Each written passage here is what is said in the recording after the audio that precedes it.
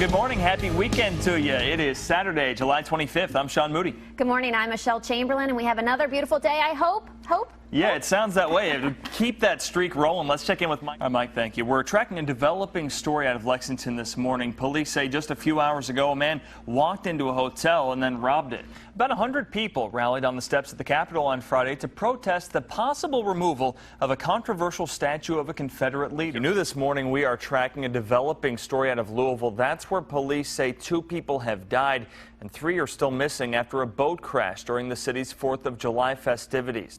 Louisville and state officials are giving mixed reactions out of yesterday's purchase of Humana insurance. Investigators say they've figured out where that skull found on a Franklin County farm earlier this week came from. The time this morning is 7:36. The Humane Society of the United States say they're against a proposal that would expand bear hunting here in Kentucky.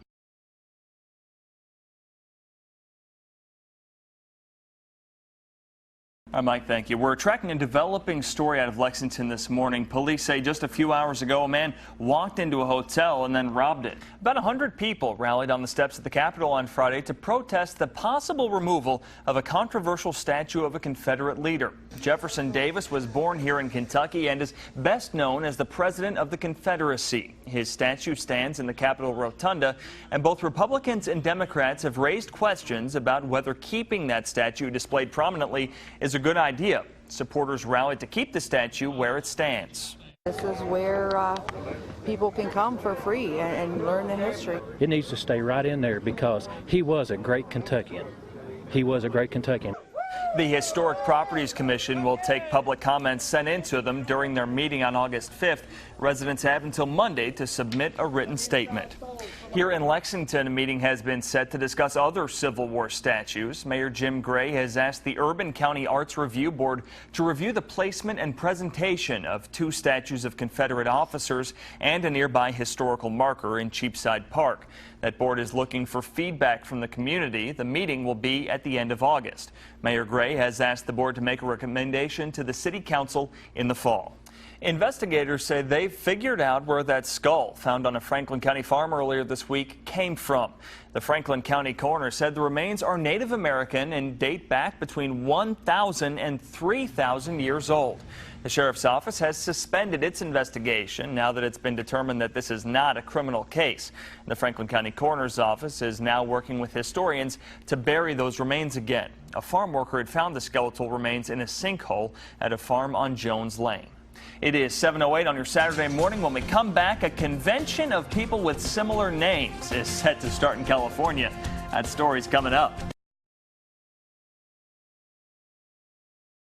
New this morning, we're tracking a developing story out of Louisville. That's where police say 2 people have died and 3 are still missing after a boat crash during the city's 4th of July festivities. WKYT's Hillary Thornton is at the live desk this morning with the developing details. Hillary, what can you tell us? An Ohio man has died following an ATV crash in Rowan County. The coroner says 58-year-old William Damron was fishing in a wooded area on Friday when he drove over an embankment and lost control of his ATV. The coroner says he fell out of that ATV. We're told Damron was in town visiting family for the holiday weekend. Sheriff's deputies in Shelby County are investigating a deadly crash. Authorities say an SUV ran off LaGrange Road near Fox Run Road on Friday and hit a tree. A woman died in that wreck. Her name hasn't been released. Authorities say her husband and grandson were injured but are expected to be okay. Your time this morning is 7:36. The Humane Society of the United States say they're against a proposal that would expand bear hunting here in Kentucky. The group says the bear population is still too small for hunting. State wildlife officials say the number of bears in Kentucky has grown and the population could withstand increased hunting. The state's population is about 350 bears. Last year, 21 bears were killed during the hunting season. Now, under the proposed changes, the state would allow 35 male bears or up to 20 female bears to be killed during the season. This is WKYT This Morning.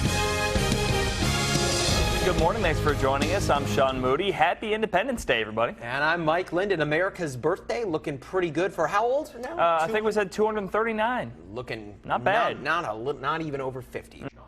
All right, Mike, thank you. As Mike said, flooding's been a big problem facing a lot of people across Kentucky over the past 24 hours or so. In Powell County, rescuers had to help some people who were stranded on flooded roads. Rescuers and firefighters said they spent most of the day on Friday responding to water-related emergency calls. About 3 inches of water fell on Powell County just Friday morning alone. Crews said once the water went down yesterday afternoon, they were able to finish up their operations. There were some hikers at Pilot Knob Reserve that were hiking, were trapped up there, and they were able to get out after the waters receded. Some roads in Mercer County were also flooded last night after storms moved through the area. Jason sent us this eyewitness picture showing flooding near the intersection of Highway 68 and 152.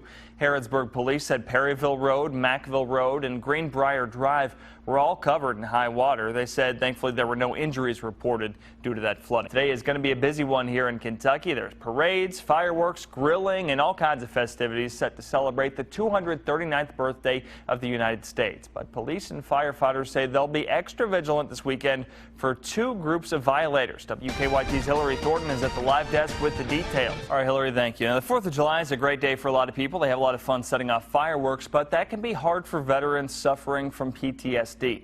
Veterans groups are warning people to be careful when setting off fireworks this holiday. Some veterans say the booms can take them mentally back to a war zone. Today, while millions of Americans plan to enjoy parades, barbecues, and fireworks, police officers across the country will be working overtime to keep them safe. The increase in security comes in response to a warning from the Department of Homeland Security and the FBI about a potential terror threat. CBS's Kenneth Craig has more from New York City. Louisville and state officials are giving mixed reactions out of yesterday's purchase of Humana Insurance. Humana is based in Louisville. Connecticut-based insurer Aetna bought Humana early Friday morning for about $35 billion. Louisville Mayor Greg Fisher said the buy bodes well for local employment, but Congressman John Yarmuth, who represents Louisville, disagrees. On Friday, Yarmuth said on Facebook that the news was disappointing because he believes it's merely a consolidation. Kentucky Governor Steve Beshear said he is cautiously optimistic. If regulators approve the deal, it's expected to close next year.